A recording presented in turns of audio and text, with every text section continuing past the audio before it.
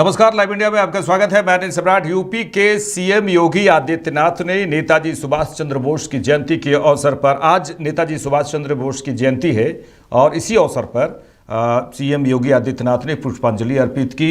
UP के CM Yogi Adityanath ने कहा कि नेताजी सुभाष चंद्र बोस ने व्यक्तिगत और कृतित्व से आज़ादी के आंदोलन को एक नई दिशा दी थी। नेताजी भारत की आज़ादी के पूरे अभियान के दौरान एक महानायक के रूप में हर भारतवासी के लिए बड़े श्रद्धा और सम्मान का स्थान रखते हैं।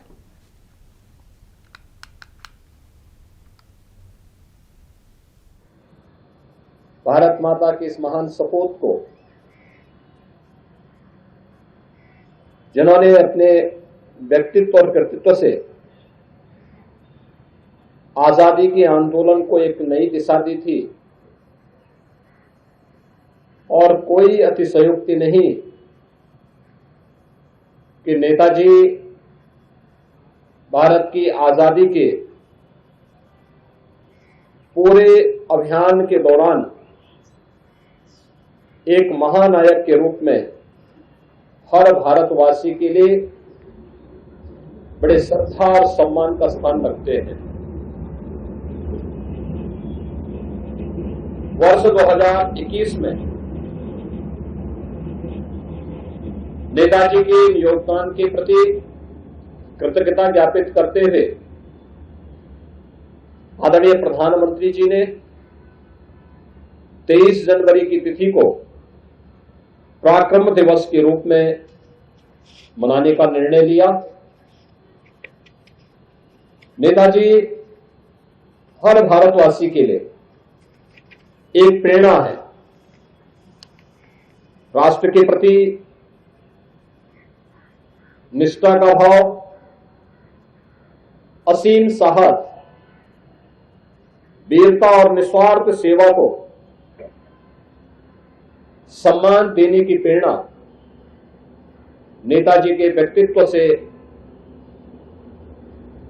पूरे भारतवासियों को प्राप्त होता है। चलिए आगे बढ़ेंगे। स्विट्जरलैंड के दावोस में विश्व आर्थिक मंच 2025 की बैठक पर आंध्र प्रदेश के मुख्यमंत्री एन चंद्रबाबू नायडू ने कहा है कि भारत बहुत मजबूत है। वैश्विक समुदाय, वैश्विक निवेशकों और सभी देशों द्वारा अच्छी तरह से पहचाना जाता है। The brand of India has been reinforced. Under Honorable Prime Minister's leadership, India is very strong, well recognized by global community, global investors and all countries. That is the message. This Davos is giving some, not agenda, some ideas for the global community. All ideas already we are implementing. So we have to reinforce our execution. You said that brand India is growing and strengthening as brand India. Yeah. So the growth is also increasing in India. Yeah. So what kind of growth you are expecting from India if already right No, now it's 24%? No, what I am saying, all of us will work together. We will achieve double-digit growth. That is very, very important for India. Now, everything we are strong. Only we have to work little bit hard. Then we will achieve double digit. One last question, sir. What kind of MOUs have been signed? It's like 16 lakh crore MOU, 20 lakh crore MOU. What do you expect that? But what I am saying, MOUs are turning into actually investment? all Percentage-wise, this will increase? all states are getting investment. Only it depends upon their marketing, their ability to discharge or execution. So you have seen today there is a competitive spirit. Same spirit will execute it. Then everybody is prepared to invest in India. Investors are coming not only in India, Indian entrepreneurs are investing globally, vice versa. Originally we are asking investment for India. Now Indians are investing in different countries. This is a very good development. This is going to happen. Every country, Indians are becoming entrepreneurs. Chhattisgarh में 21 जनवरी को गरियाबंद में police के साथ मुठभेड़ में 16 नक्सली मारे गए। घटनास्थल से AK-47, SLR, इंसास और अन्य स्वचालित हथियार बरामद किए गए। जवान प्रकाश सिंह ने कहा कि हम ऐसे ऑपरेशन करते रहेंगे हम ऐसा आगे भी करते रहेंगे। ये तो आप ही बता सकते हैं सर कितनी बड़ी सफलता है। हम तो ऐसे काम हमेशा करते ही रहते हैं और आगे भी करते रहेंगे। कितने फोर्सेस थे आप लोग, कितने जन थे? हम जितने भी रहते हैं सर काफी रहते हैं। किस तरह की स्थिति थी वहाँ पे? स्थिति बहुत डेंजरपूर्ण था, लेकिन हम लोग सामना करते हैं और करते रहेंगे। कौन सा जगह था सर वो? अब जगह तो आप लोग को पता होगा सर, हमारे उच्च अधिकारी बताए होंगे। अच्छा, कितना आप लोग अभी तक मारे? वो तो बताएंगे हमारे उच्च अधिकारी सर। अच्छा। हम ये सब चीज उन्हीं को बताते हैं, ये गुप्त रहता है हमारा। अच्छा, 2 डेड बॉडी और ले गए अभी? हाँ, अभी और लेके आ रहे हैं हम लोग। आप लोग जब फील्ड में उतरे हैं तो क्या भावनाएं थी और क्या उसको पूरा कर पाए आप लोग? कर पाए सर। कब से हम हम लोग- लोग फील्ड पे? हम लोग सर जब से भर्ती हुए हैं, नहीं, अभी कब से थे सर? अभी कब से चल रहा है? ये सर 3-4 दिन से चल रहा था। 3-4 दिन से प्रोग्राम। आप लोग उसी स्पॉट पे डटे हुए थे? जी जी जी जी। कितने- प्रोग्राम तो चलता है सर, महीनों 2 महीना पहले से, सालों से चलते रहता है। कितने नक्सली थे सर उस समय जब आप पहुंचे वहाँ पे? गिन थोड़ी पाते हैं सर कितने हैं, नहीं, फिर भी एक अंदाजा? वो नहीं बता सकते हैं सर भारी कितने। संख्या में थे ये? भारी संख्या में थे सर। आप लोग किस तरह घेराबंदी करे थे? घेराबंदी किए थे सर, हमारे ऊपर हमला किए थे, उसके बाद हम लोग जवाबी कार्रवाई किए थे। और किस तरह से? हाँ जी। पहले वो लोग अटैक किए हमारे ऊपर, उसके बाद हम लोग घेराबंदी किए और उनको ढेर कर दिए। सिर्फ आप लोग थे, उड़ीसा के भी कुछ टीम थी? टीम बहुत सारी थी सर, वो हमारे उच्च अधिकारी को पता है कहाँ कहाँ की टीम थी, कौन थी। ये सब हमारा गुप्त रहता है, ये सब हम नहीं बता सकते हैं। अच्छा, एक बड़ी सफलता देख रहे हैं आप इसे? सफलता तो हम बड़े ही मानते हैं सर। आगे किस तरह देखते हैं इस आप? तरह से और लड़ेंगे सर, और छत्तीसगढ़ को नक्सल मुक्त कराएंगे हम। ठीक, अपना नाम बता दीजिए। प्रकाश सिंह। बधाई ढेर सारी आपको। बहुत बहुत बधाई। प्रधानमंत्री नरेंद्र मोदी ने अपने मंत्रिमंडल के सहयोगियों और अन्य सांसदों के साथ संविधान दिवस आज संविधान सदन में नेताजी सुभाष चंद्र बोस की जयंती पर उन्हें श्रद्धांजलि अर्पित की। प्रधानमंत्री नरेंद्र मोदी ने वहां मौजूद स्कूली छात्रों से भी बातचीत की। आप तस्वीरें देखिए जहां प्रधानमंत्री नरेंद्र मोदी स्कूली छात्रों से बातचीत कर रहे हैं। और आज नेताजी सुभाष चंद्र बोस की जयंती है, पूरे देश भर में श्रद्धांजलि अर्पित की जा रही है। इसी दौरान प्रधानमंत्री नरेंद्र मोदी ने अपने मंत्रिमंडल के सहयोगियों और सांसदों के साथ आज संविधान सदन में नेताजी सुभाष चंद्र बोस की जयंती पर श्रद्धांजलि अर्पित की। और सबसे खास बात यह है कि प्रधानमंत्री ने वहां मौजूद स्कूली छात्र छात्राओं से भी बातचीत करते हुए नजर आए।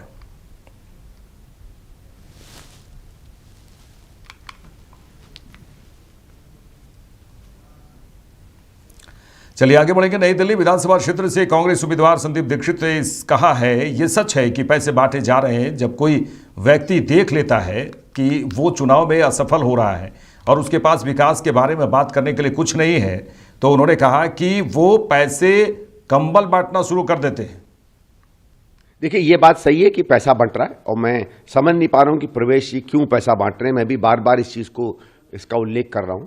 जब आदमी हारता हुआ दिखता है चुनाव और लगता है कि वो कोई विकास की बात नहीं कर सकता, तो ये होगा। और न केवल पैसा बट रहा है बल्कि कंबल बट रहे हैं, रजाई बट रहे हैं। कल मैं फिर ईस्ट किदवई नगर में था और ये वहाँ के लोगों ने दिया। ये उनके प्रवेश जी जो हैं इस पे अपना ये पता नहीं बेडशीट है क्या है वो बांट रहे हैं।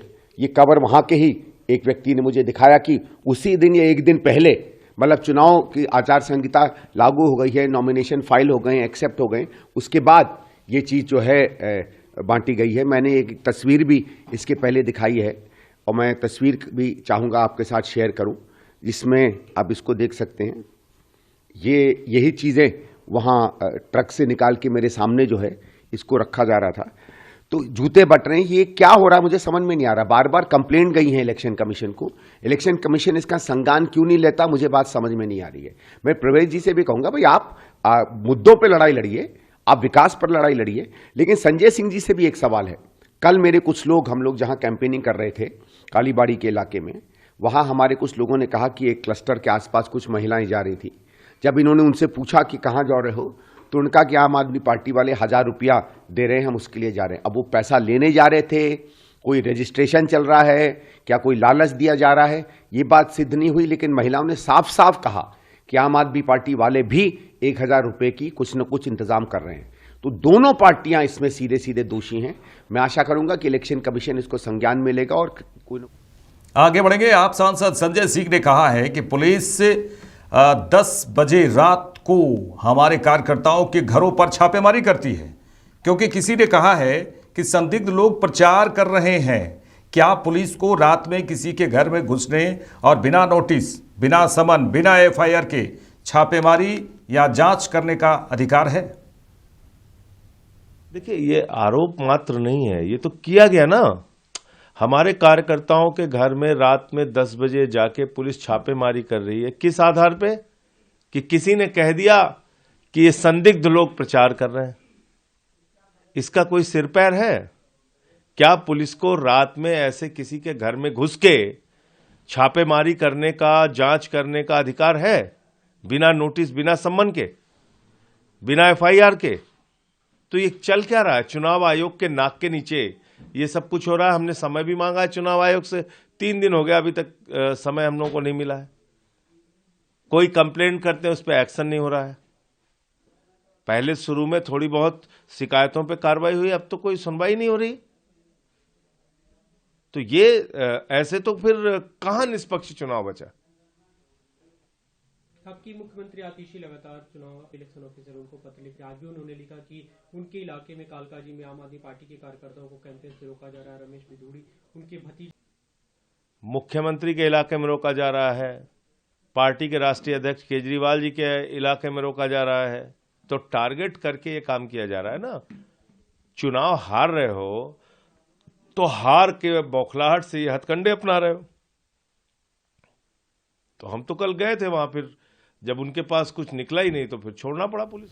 चलिए, उत्तर प्रदेश के प्रयागराज की बात करें तो उत्तर प्रदेश के प्रयागराज में महाकुंभ के दौरान आज तक 9 करोड़ 73 लाख श्रद्धालु त्रिवेणी संगम में पवित्र डुबकी लगा चुके हैं। अब हम आपको तस्वीरें दिखा रहे हैं कि किस तरह से त्रिवेणी संगम पर लाखों की संख्या में लोग पवित्र डुबकी लगा रहे हैं। और ये भी हम आपको बता रहे हैं, कल की ही बात करें तो उत्तर प्रदेश के सीएम योगी आदित्यनाथ वहां प्रयागराज में मंत्रिमंडल के साथ पवित्र डुबकी लगाई। मंत्रिमंडल में कई चर्चाएं हुई, कई विकास की चर्चाएं हुई, प्रयागराज को लेकर भी हुई और कई बातें हुई। इस दौरान उत्तर प्रदेश के मुख्यमंत्री योगी आदित्यनाथ के साथ उप मुख्यमंत्री केशव प्रसाद मौर्य, ब्रजेश पाठक और पूरी कैबिनेट मंत्री वहां मौजूद थे और त्रिवेणी संगम में पवित्र डुबकी लगाए और उसके बाद पूजा पाठ भी उन्होंने की। एक संदेश देने की कोशिश की और एक तरह से कहा जाए कि वो तस्वीर, वो दृश्य काफ़ी अद्भुत नज़र आ रहा था। वहीं उत्तर प्रदेश के मुख्यमंत्री योगी आदित्यनाथ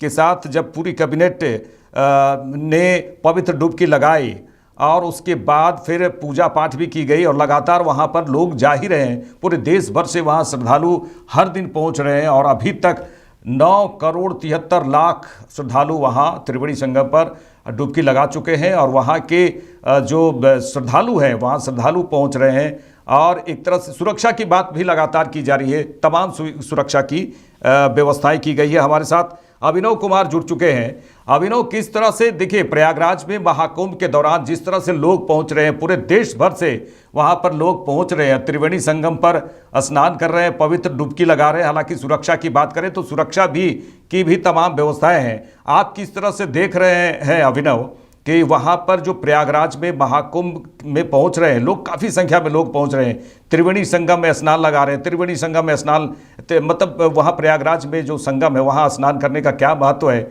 और किस तरह से वहाँ योगी जो शासन है वहाँ किस तरह से व्यवस्थाएं की गई हैं, उसके बारे में ज़रूर दर्शकों को बताएं। जी अभिनव।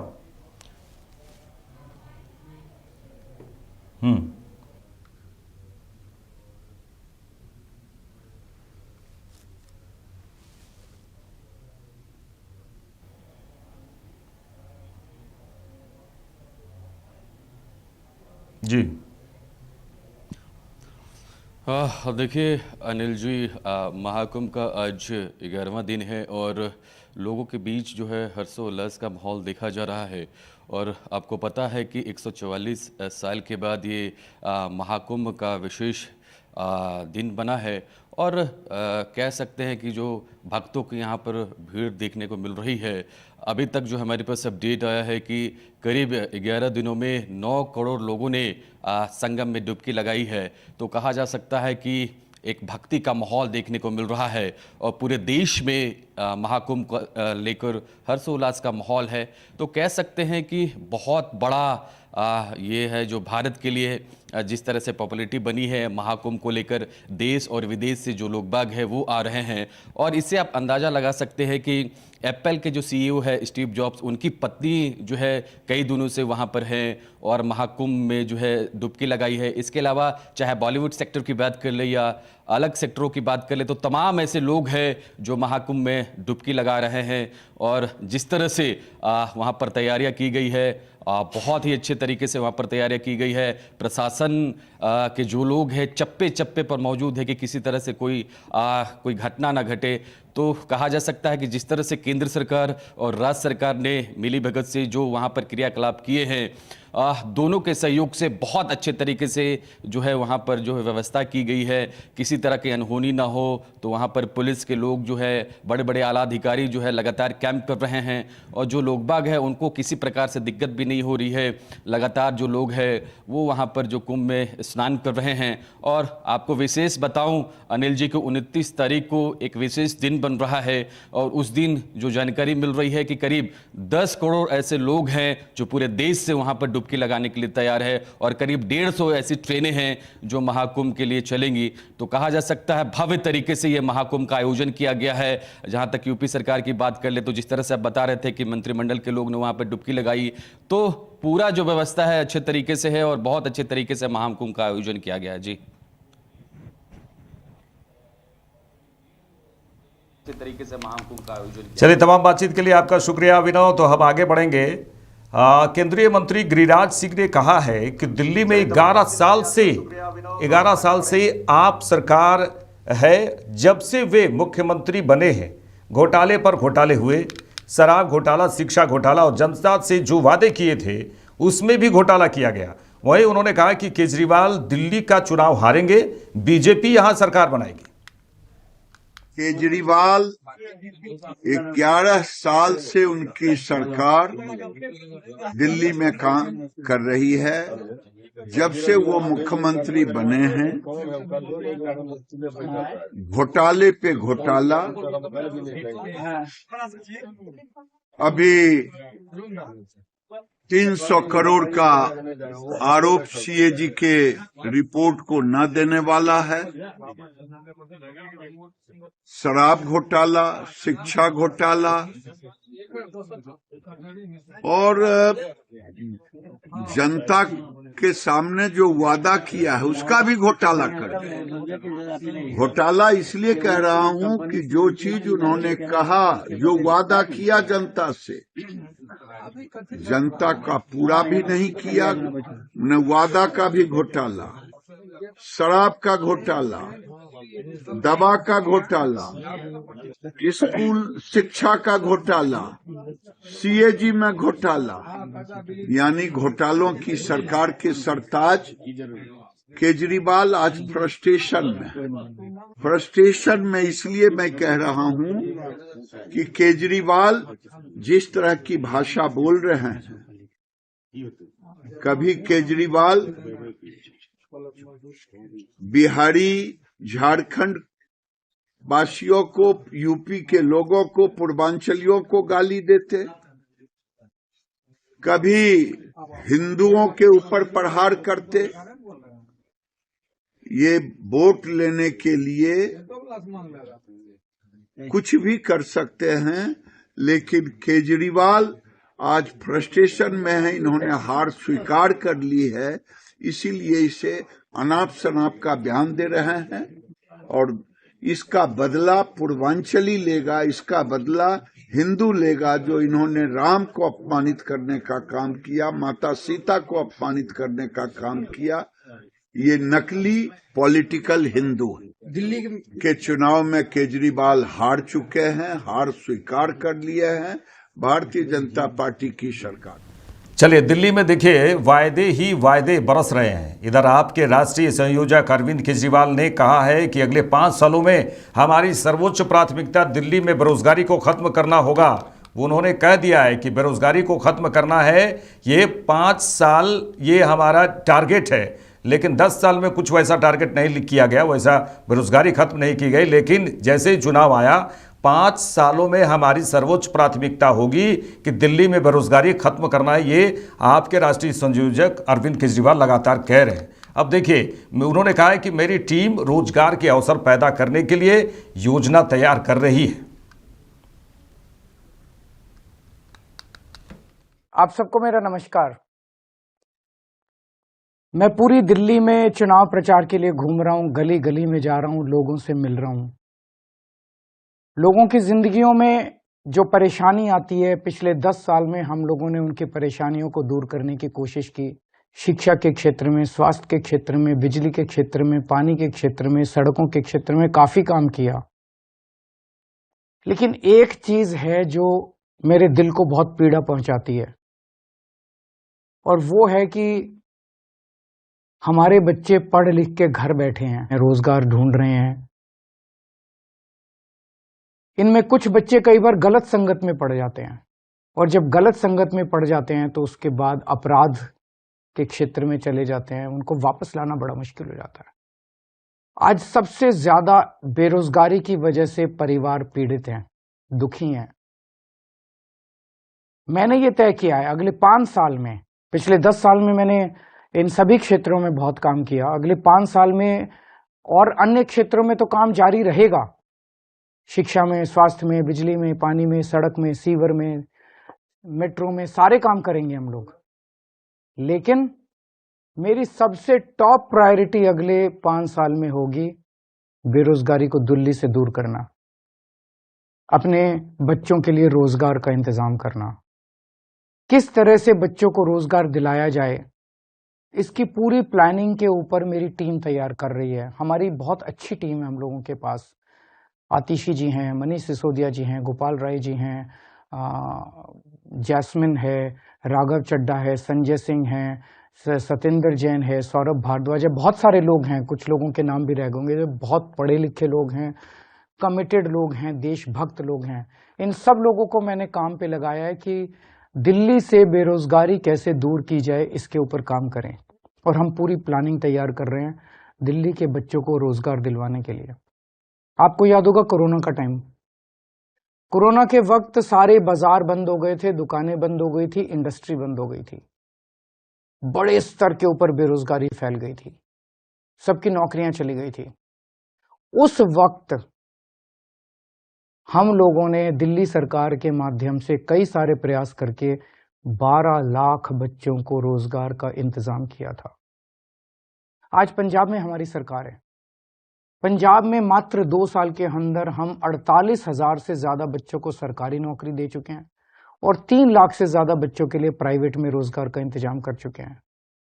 तो हमें रोजगार देना आता है और हमारी नीयत भी साफ है।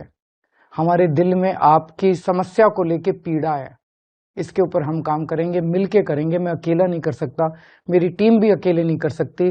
दिल्ली के 2 करोड़ लोगों के साथ मिलके, जैसे हमने अन्य क्षेत्रों में ऐतिहासिक काम किए, मुझे पूरी उम्मीद है अगले 5 साल के अंदर दिल्ली से बेरोजगारी दूर कर देंगे। मुझे आपका साथ चाहिए, आपका आशीर्वाद चाहिए। मेरे साथ इस बुलेटिन में इतना ही। देश दुनिया की तमाम खबरों के लिए देखते रहिए लाइव इंडिया। नमस्कार।